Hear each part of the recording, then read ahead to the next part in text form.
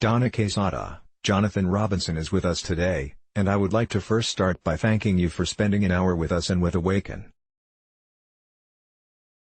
I know that our listeners will enjoy everything you've had to say. You've written on topics ranging from money to relationships to God, and so you have a wealth of information. And I'm thrilled that you'll be sharing it with us today. Thank you for your time. Jonathan Robinson, thanks for this opportunity. Donna, of course. Well, we have first of all, before we jump right in case anybody out there doesn't know who you are, your best-selling books are The Experience of God, The Complete Idiot's Guide to Awakening Your Spirituality, The Little Book of Big Questions, Communication Miracles for Couples, and Love, Less Conflict. So, congratulations on all of your work. So, you're a psychotherapist by trade, is that correct? Jonathan, yeah, and I was an impatient one. So, I got into the genre of books that are Oprah-like, so, my first few books I got on her show, which was very lucky because my style of psychotherapy was to tell people to just stop doing the bad behavior that is not working for you. Donna, well, double congratulations for making your way onto the Oprah show and for all of your success. It reminds me of the Jackie Mason joke, where he complains, "It hurts when I walk like this." So, the doctor says, just don't walk like that anymore. Jonathan, exactly. Donna, well, we have a tradition here on Awaken, and I'd like to start by simply asking the question, what does it mean to awaken? And so, I'm wondering if you can share your thoughts on this vast subject with us? Jonathan, yeah, I have my thoughts and I've also asked everybody from the Dalai Lama to the late Mother Teresa that question. And there's actually a lot of agreement as to what it is, and what the purpose of human life is. So, I think, in general, human beings are here to find the peace within themselves, and from that abundance, serve the people they care about in humanity. But really, awakening is really a shift in identity, from your personality and ego, to pure awareness. And when that shift happens, it can happen in moments, or it can happen in one big blast, all at once. But when we are pure awareness, we have a much more expanded view of ourselves, and we also have a lot more peace and love in our hearts. Because when we become part of that entity or that whatever you call it, the result is an incredible amount of peace in one's life. Donna, now you said that an awakening involves a shift in our identity. This is fascinating. In one of your books, I believe it's Life's Big Questions, 200 Ways to Explore Your Spiritual Life, one of your chapters is titled Who Are We? Or Who Am I? And this is of course, one of the most universal questions in all spiritual traditions. One of those questions that the guru tells you to meditate on. Meditate on this question, who am I? And so, you're saying, you're really bringing it back to this fundamental question, in a sense, of getting down to the nitty-gritty of who we are. And that when we start to wake up, we start to become, and correct me if this is not accurate, get more clear on who we are, or perhaps we dismantle altogether or deconstruct altogether this false perception of who we thought we were? Jonathan, well, take it very simply right now. I like to use methods that are very simple that get people to a place of peace in under a minute if possible. Donna, I like that. Jonathan, and Hopi, I'll reveal a bunch of these methods. I like to reveal a bunch of these methods in these interviews because if one of these methods works for you, then you've made a friend for life. Donna, then you just changed someone's life. Jonathan, yeah. Donna, yeah. Jonathan, so, right now, we're interacting. Like, you're Donna, and I'm Jonathan. But, if you took away our story, our past, or our future, and our ego, right now, I'm just looking at a screen. You're looking at a screen. Well, what's looking at the screen? Really, it's an awareness, we just got here. If you took away all your past and all your thoughts, we're just here, that here-ness is just an awareness. When you start to identify just with that present moment of being here, you lose 1,000,000 pounds of baggage because life comes to us 1 second at a time. And you start to realize instead of being an ego with a story, and I'm in this story doing this interview, you're just right here, right now. And in that moment, there is peace. So, over time, I've shifted my awareness from being a guy, doing stuff, trying to get stuff done, to, I'm just here in this moment, and I start to identify with this vast awareness that some people call spirit or God. Or, some people call it just being totally present, and that's not a hard thing to do. It's really a relaxation into what is in this moment. Once I went to, a funny story, I went to India, and I went to see this guru who was a devotee of Ramana Maharshi, named Papaji, and he has you sit in front of him and he says, "Who are you?" Well, I didn't know what to say. I was busy being caught up being Jonathan. So I said, "I'm an author," and he said, "Nah." And I said, "Well, I'm a husband," and he said, "No." He kept shaking his head, "I'm a man, no." And I didn't know what the right answer was. Finally, I just looked into his eyes, and as I looked into his eyes I became present.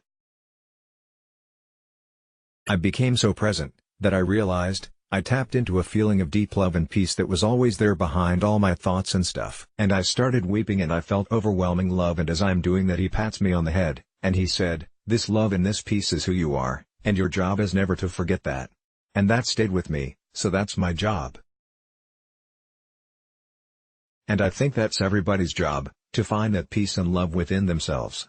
Donna, so to bring it back and make it very digestible.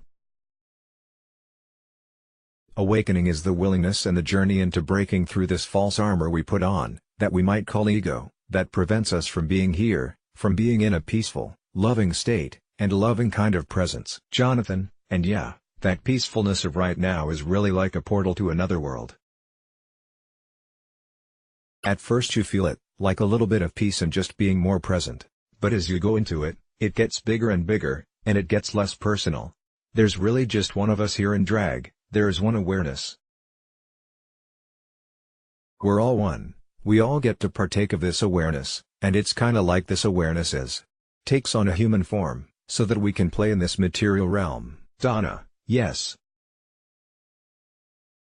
And so, it's almost like this question, who are we or who am I, answers itself not with a thing or a noun, but rather with this kind of flow of interacting in an authentic way. Jonathan, yeah. Donna. So it's not really a thing, so to speak, it's a doing. It's a bringing.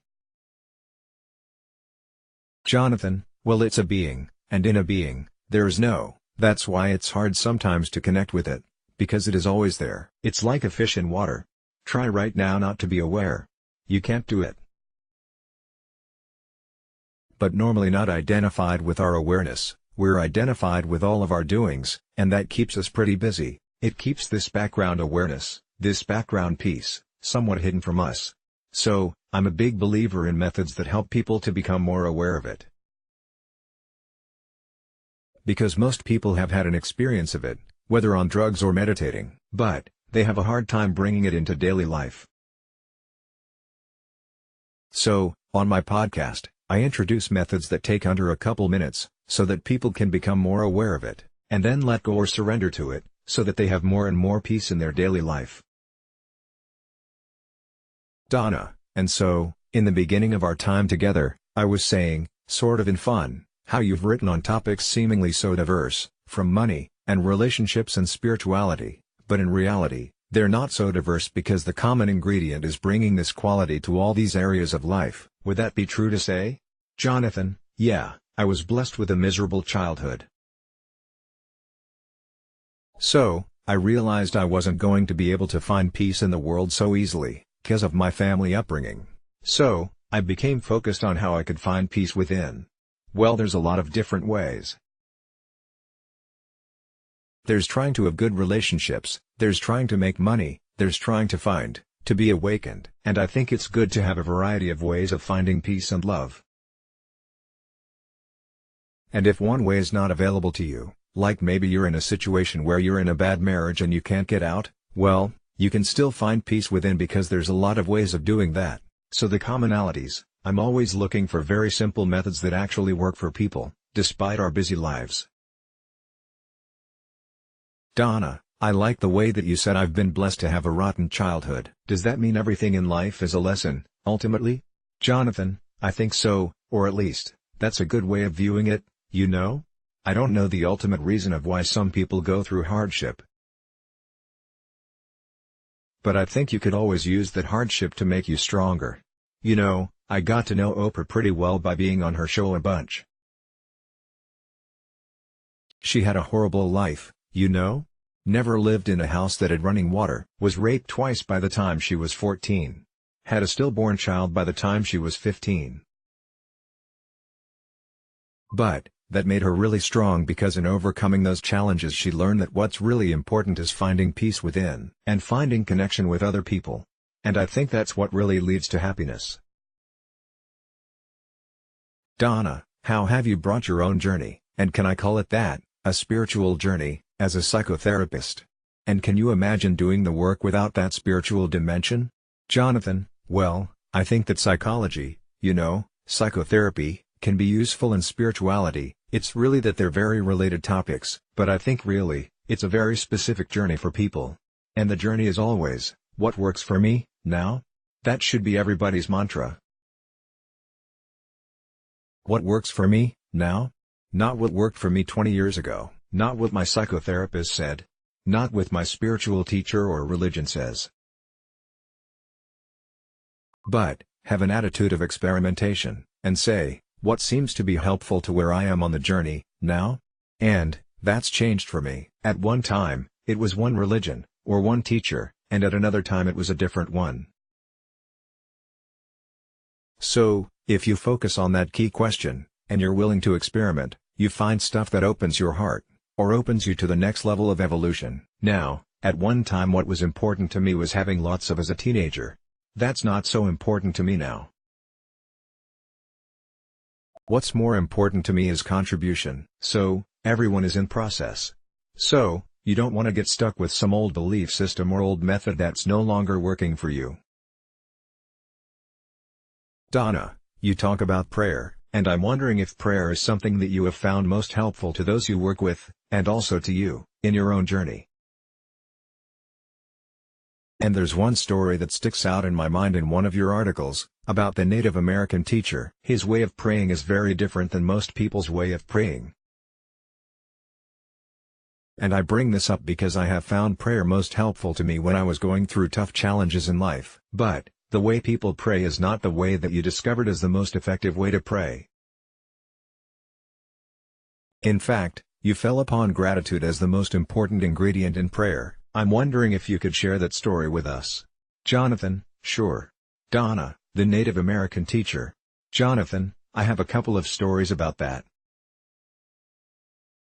Well, one thing that got me focused on gratitude is when I asked 40 spiritual leaders, like the Dalai Lama or Mother Teresa, what was their one greatest piece of advice for connecting with peace, or connecting with God. The number one answer to my surprise, was focusing on gratitude.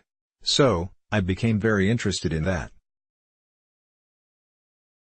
And, one time I was with a Native American medicine man and he said, "Let us pray." And I said, "Oh, sounds good." And he started prayer. Now normally, we think of prayer as asking for something. But we were in the middle of a beautiful spot, and he looked at every rock, and he said, "Thank you, rock, for showing me the power of strength." And then a bird would fly overhead and he'd say, "Thank you, bird, for showing me the possibility of soaring." And you know, this was nice for a couple of minutes, but it went on for 20 minutes. And I'm getting more and more annoyed, and finally, I said, "Well, how do you connect with spirit?" And he said, "I just showed you how to connect with spirit." I give thanks for every person and thing in my environment. And it sounds like a nice lesson, but I didn't really know how to bring it into my daily life. So then I found another guru who supposedly had this magical mantra for feeling overwhelming gratitude.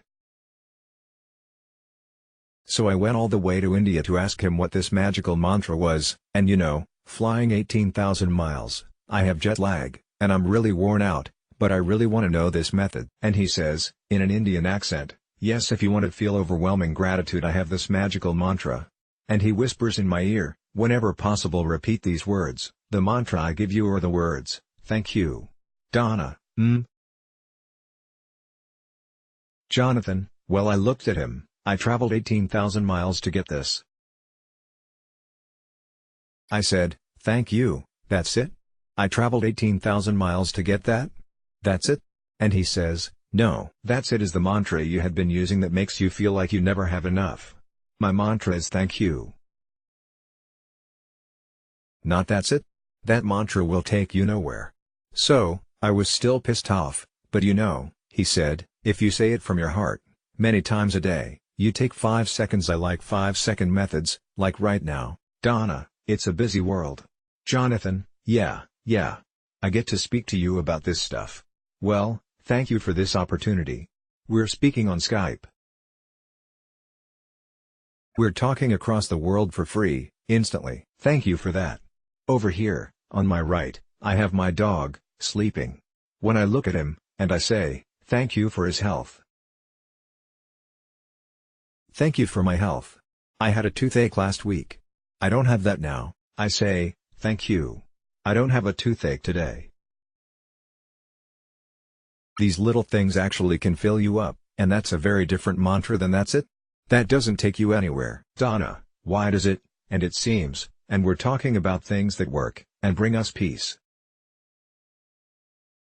And it seems like you bring this up in your writing, the quickest way to come to that place of peace, and we call it prayer, but it's a different way of looking at prayer. And this is one of my favorite topics because this is one of my favorite things that helped me the most when I was going through my challenging times. And so, I would like you to speak to that.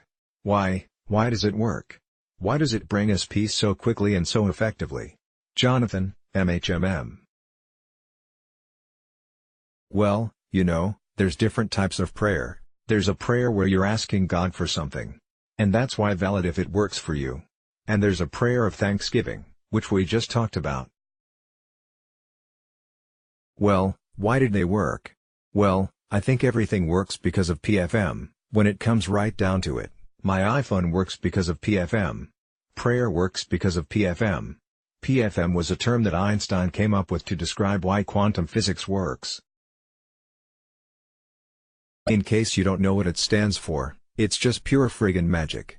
So, in a way, we don't know how anything works, but we can try it out, and see if it does. So, that's been my philosophy, trying different stuff, and not focusing on the theory, but focusing on did it lead to peace?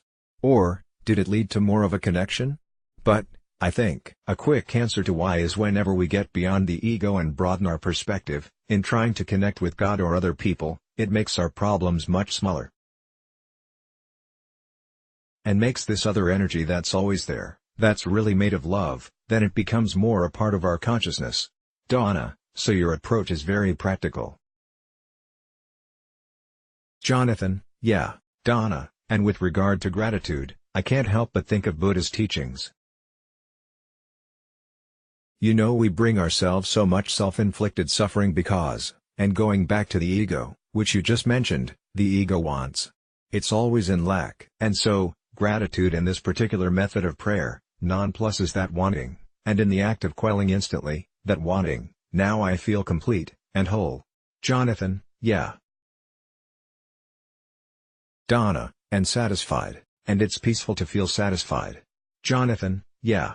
It's like quelling a thirst. It calms the mind down, so that you are aware of how much you are given. Read and watch part 2 here, how to align with your higher self. Read and watch part 3 here, get to the place of witness consciousness. Jonathan Robinson has written several bestseller books including, The Complete Idiot's Guide to Awakening Your Spirituality, The Experience of God, The Little Book of Big Questions, and Communication Miracles for Couples. His latest book is called, More Love, Less Conflict. Jonathan also co-hosts the podcast Awareness Explorers with author Brian Tom O'Connor. This podcast focuses on revealing the easiest and most powerful practices for directly awakening to one's true nature. Through TV, live lectures and radio, Mr. Robinson has reached over 100 million people around the world. He is known for providing his audiences with immediately useful information presented in a fun and entertaining manner. Let's block ads. Why?